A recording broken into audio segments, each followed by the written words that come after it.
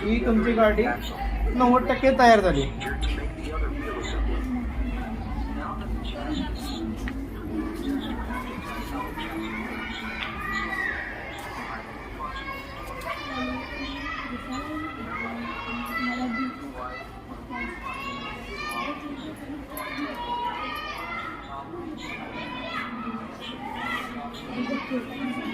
हे असं तुम्हाला ट्रेनिंगमध्ये आम्ही देतो. आम्ही कॉलेजमध्ये असे तयार केलेले असतात.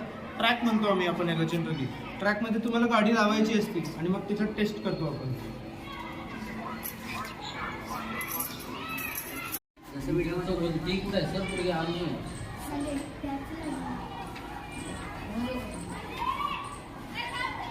हे तुमचं